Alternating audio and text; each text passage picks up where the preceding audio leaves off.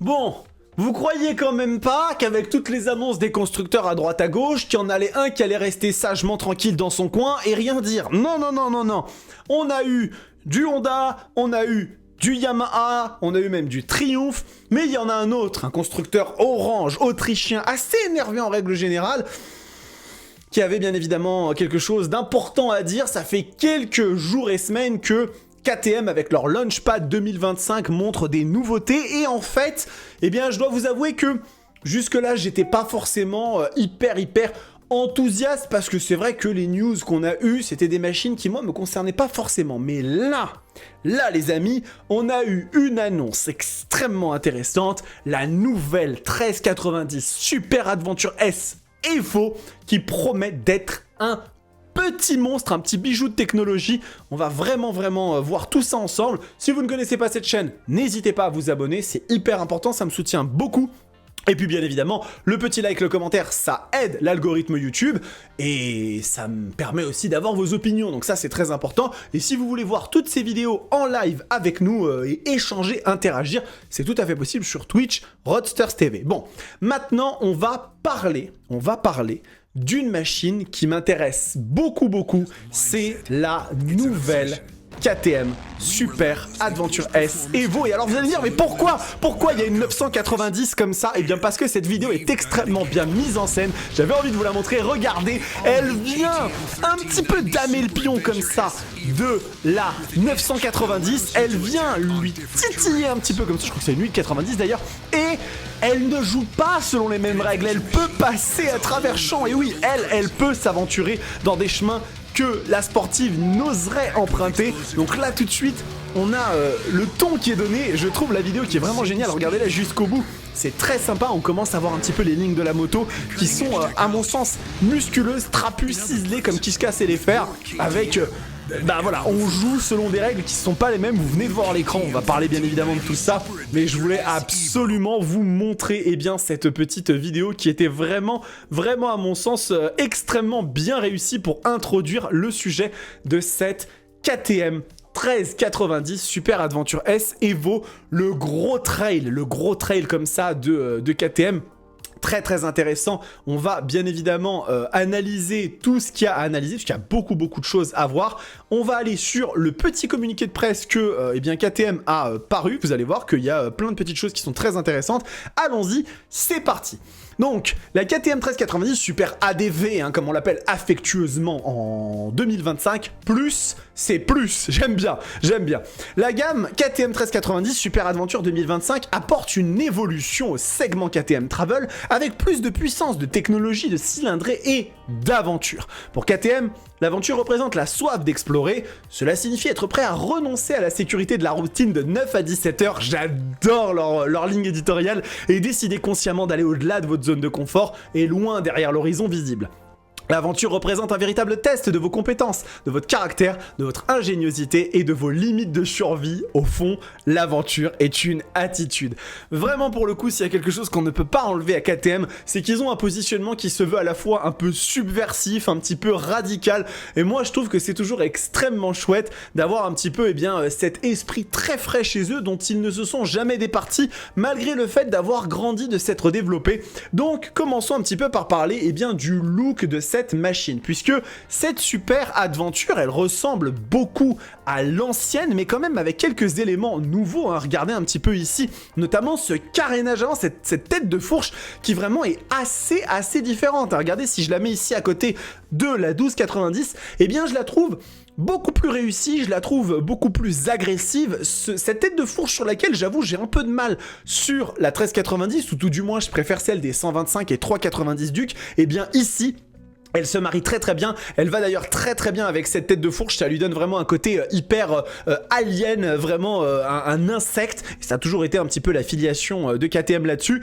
Ici elle avait un aspect un petit peu plus aplati avec ses phares qui prenaient toute la longueur, donc très intéressant de voir ça. Au niveau des formes elle a l'air quand même un poil plus svelte, j'ai l'impression. Elle fait aussi un petit peu plus métallisée, donc il y a vraiment un travail qui est chouette. Deux coloris sont possibles, ce orange classique bien évidemment et un noir et blanc avec toujours quelques touches de orange, on est quand même chez KTM, n'allons pas déconner. Mais je trouve que les deux sont très sympas, peut-être un petit peu plus sobre sur le deuxième, mais c'est vraiment très très cool. Donc bien évidemment, hein, cette moto ne se limite pas à avoir un look nouveau, non, il y a beaucoup de choses qui changent, et entre elles, le moteur, puisque le moteur de cette machine est quand même nouveau, donc on va regarder. Pour 2025, l'objectif principal de la dernière version du moteur LC8 était d'augmenter les performances du moteur avec une plus grande cylindrée et d'améliorer l'efficacité globale avec la nouvelle technologie Camshift. Et oui, car Camshift, Shift Cam, hein, cherchez pas plus loin, c'est un profil de soupape de cam variable qui permet du coup d'avoir plus de couple en bas et plus de puissance en haut. Et ça se traduit par une machine qui va chercher des chiffres plus élevé, hein, puisque vous allez le voir, le moteur est quand même assez énervé. Regardez un petit peu dans les caractéristiques. Elle possède maintenant une puissance de sortie de 173 chevaux et 145 Nm de couple. Alors c'est hyper intéressant, puisque je ne sais pas si vous avez les chiffres en tête, mais la Ducati Multistrada a 170 chevaux. Ce qui fait qu'aujourd'hui, si on ne va pas chercher les monstres trails sportifs tels que la M1000 XR, la Ducati V4 Multistrada V4 RS, eh bien, la nouvelle Super Adventure 1390S Evo est, de fait, le trail le plus puissant du marché. Et ça, c'est vraiment un petit clin d'œil, un petit truc comme ça que KTM a fait, que je trouve extrêmement sympa. Je vais juste fermer ici la porte, comme ça on s'entendra un petit peu mieux. Et donc il y a aussi autre chose qui est extrêmement intéressant, et je pense aussi un petit pied de nez à Ducati.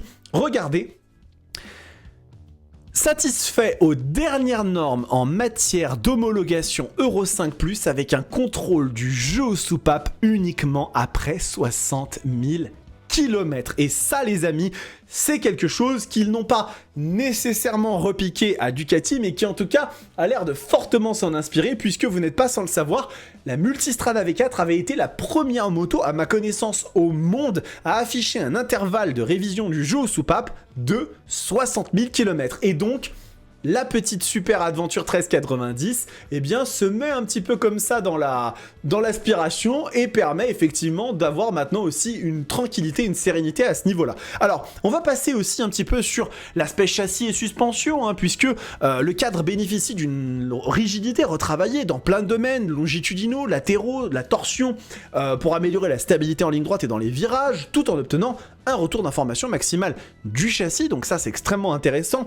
Suspension semi-active, vous le savez, la version Evo c'est celle qui est dotée de la technologie semi-active WP Apex, avec des valves magnétiques à commande électronique pour un amortissement variable. La SAT offre désormais un comportement d'amortissement plus précis et plus constant, à des fréquences plus élevées, tout en conservant les avantages de la plage d'amortissement d'une valve électrique. Donc on a une mise à jour de cette machine qui est assez intéressante sur la technologie, hein. On n'a pas du tout vu tout ce qu'il y avait à voir sur la techno de cette moto, hein, rassurez-vous, on va voir beaucoup de choses. Et d'ailleurs, l'une des plus importantes, et c'est aussi pour ça que cette sortie de moto, c'est un petit peu un événement en soi, c'est qu'il s'agit de la première machine chez KTM à avoir la boîte de vitesse robotisée BVR, le fameux AMT. Donc ça marque le début d'une nouvelle ère pour les motos travel. Il s'agit non seulement de l'un des développements du moteur les plus innovants réalisés par KTM ces dernières années, mais d'une révélation en matière d'utilisabilité de la moto. En gros, ça permet de choisir entre un passage de vitesse manuel traditionnel et une boîte de vitesse entièrement robotisée. C'est une maîtrise totale à faible vitesse ou à vitesse de croisière, tout en conservant le côté sportif du pilotage dynamique lorsque celui-ci est nécessaire. Et ça, pour le coup, c'est quelque chose d'extrêmement intéressant, puisque on en avait déjà parlé hein, sur ce système AMT, je l'avais présenté, mais KTM souhaite faire quelque chose d'apparemment extrêmement complet, dans le sens où ils vont proposer à la fois un système qui permet de passer les vitesses au pied ou aux palettes directement au volant, le petit sélecteur, mais aussi d'avoir un système automatique avec 3 profils différents selon le sport, confort, le street, qui permet vraiment d'avoir une adaptabilité de la machine. Adaptabilité, c'est extrêmement compliqué à dire. Et du coup, on est sur un système qui se veut assez exhaustif, assez complet pour satisfaire tout le monde. Et ça, pour le coup, je salue l'effort qu'ils ont fait, parce que c'est vraiment quelque chose d'assez intéressant. Ce n'est pas fini au niveau de la techno, les amis, et sur un trail aussi technologique, aussi gros, aussi imposant, ça me semble logique, nous avons un nouvel écran TFT 8,8 pouces tactile avec un collage optique, un revêtement anti-reflet et qui va permettre d'accéder à l'ensemble des fonctions et réglages. Alors cet écran, il fait énormément penser à celui de la CF Moto 800NK et ce ne serait pas étonnant que ce soit le même puisque CF Moto et KTM sont partenaires. On a également toujours sur cette machine qui avait été l'une des premières à l'inaugurer, eh bien un régulateur de vitesse adaptatif avec un radar avant de pointe qui augmente la sécurité et qui est encore plus pointu, encore plus développé, donc ça c'est vraiment cool. Système de conduite, mode de conduite, bah on a du Rain, Street, Sport, Off-Road et Custom et on a même un mode Rallye en option.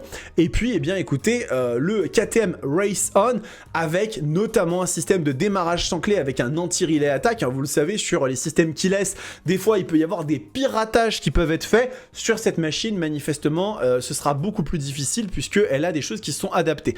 On a sur cette super aventure des systèmes de bulles réglables, des réglages à tous les niveaux, hein, notamment en ce qui concerne l'embrayage, le frein, le sélecteur, la position de guidon, la selle et la bulle. Donc vraiment, vous allez pouvoir avoir une machine qui est vraiment adaptée exactement à vos besoins, avec des détails assez intéressants sur eh bien, le positionnement du guidon, des repose-pieds. Beaucoup de choses ont été faites sur cette machine pour la rendre vraiment la plus, eh bien, on va dire, confort, adaptable possible. On se repasse rapidement hein, les images, les quelques images qu'on a eues, puisque pour le moment, ça reste assez mince hein, ce qu'on a comme information sur cette moto en termes vidéo, hein, j'entends bien évidemment le relais de presse a été très bien fait, hein, on a tous les détails, j'espère pouvoir avoir un petit peu plus d'images là dans les prochains jours histoire de vous illustrer encore quelques contenus, mais en tout cas ce que je peux vous dire c'est que moi je suis assez chaud patate parce que bah, la Super Adventure c'est une moto qui m'a toujours beaucoup plu, que j'ai toujours trouvé extrêmement intéressante, donc voilà, j'espère que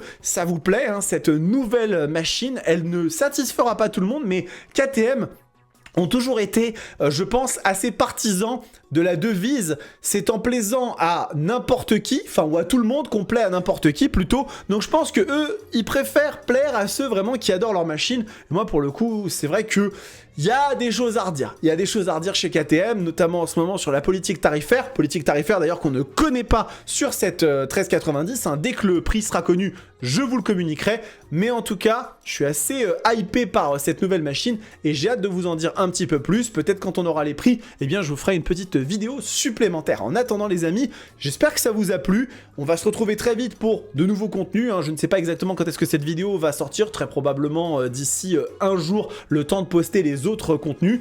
En attendant, prenez soin de vous, kiffez vos bécanes. Ciao!